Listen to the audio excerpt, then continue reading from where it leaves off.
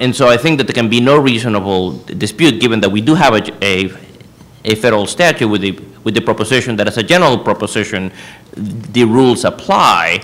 I don't think anybody's fighting with the notion that the tasks may be sufficiently different in specific contexts so that the private analog as to how you would do it in that context doesn't always work. And I think you have to take the application of the rules on the premise that you have to do them regular way. You cannot say that the rules apply and then use them to have a special set of rules that apply only to government lawyers in a way that at the same level of generality they would not apply to the private bar, and still less, in my view at least, you cannot take those rules to craft a code by which you can then ring up your political opponents just as soon as you get a hold of their throats.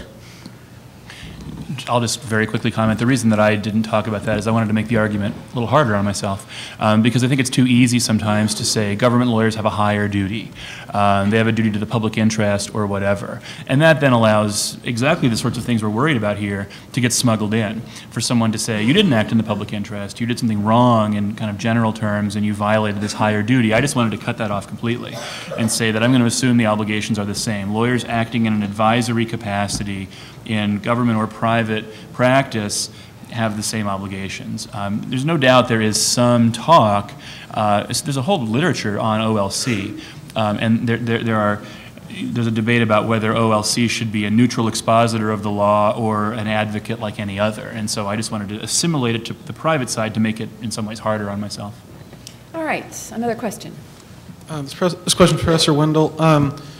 In kind of your discussion of the kind of advice attorneys are supposed to give you seem to put great stock, it seemed to me, in if they're advocating an edgy argument, I believe is the term you used, that they need to be very open and upfront about this as opposed to a mainstream argument.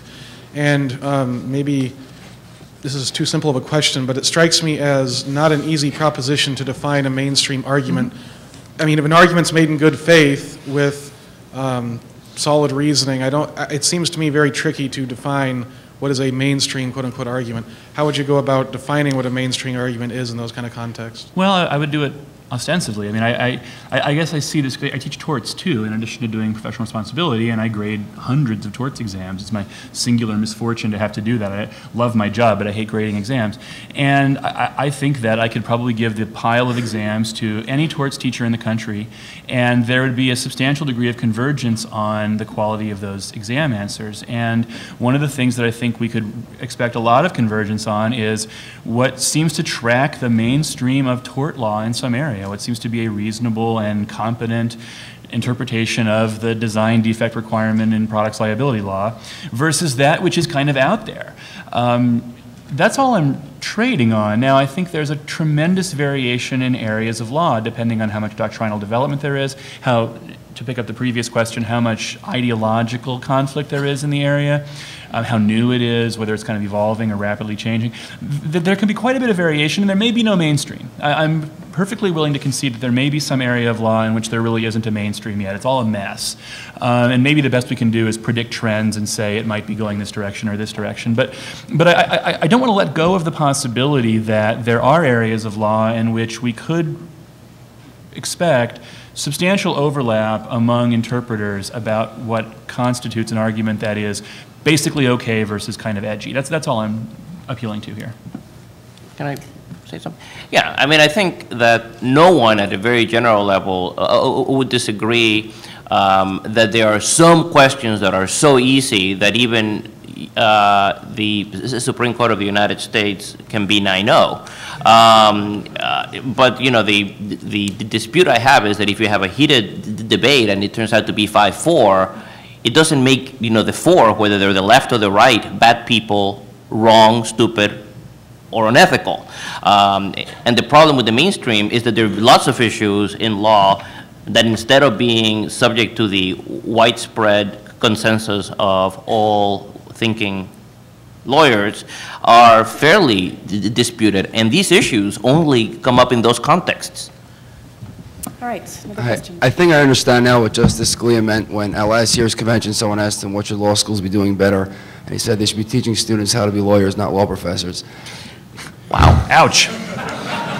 But We need a question. yes, yeah, I'm taking professional responsibility class now. I'm at Fordham Law School. My professors never told me anything about telling your clients that your views are out of the mainstream. Maybe they're bad professors. I'm just wondering what the professor believes is the mainstream. At the time of the 9/11 attacks, I think that the legal status of those terrorists, I think, were kind of unprecedented. No one ever, I don't think, really conceived what they were. I don't really know what the mainstream was unless ever, MoveOn.org doesn't believe in. I'm not sure.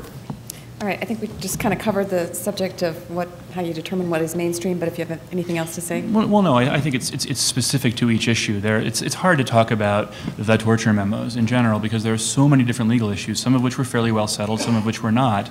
There are some on which there is a fairly clear mainstream, and there are some on which it could be 5-4. And I want to very clearly say this, that I agree with Mr. Estrada that it would be wrong on a 5-4 kind of issue to stigmatize the 4 as bad, unethical, criminals, whatever. I entirely agree with that.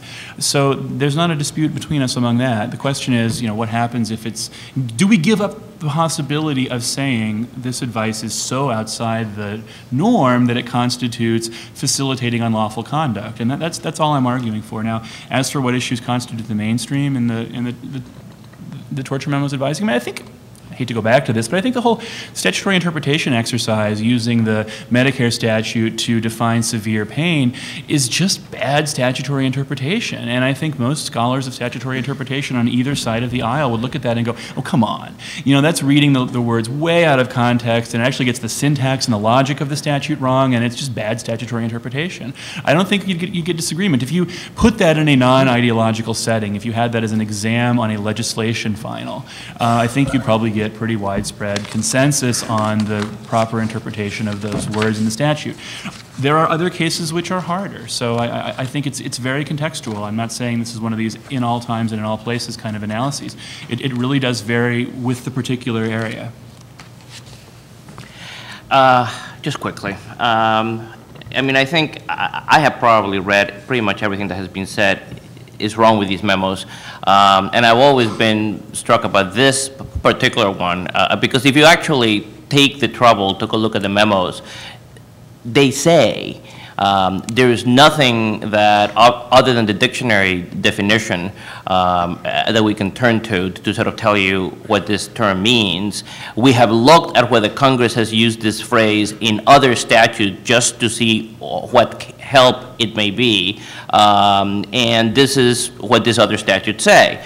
I think I would take issue with the proposition that any scholar of statutory interpretation would say that that's wrong, because there's at least a substantial majority of the Supreme Court that takes the view that consulting even unrelated statutes to shed some light as to what the plain meaning of the language used is a perfectly appropriate tool of statutory interpretation. It may vary in its weight, and that goes to whether ultimately the decision maker finds it all that persuasive, but to say that as a question of raw methodology, this is beyond the pale, is just incorrect. I'm sorry. And if you had the time, I have a list of 6 Supreme Court cases I could read you in which the Supreme Court has done that. And so again, one of the difficulties of this area is that there is a lot of sound bites as to what this did and what was said, which really do not take stock of what was actually said. And this, to me, is actually one of the worst. All right, I think we have time for just one more question, and I'm sorry for those who are left stranded. Go ahead, sir.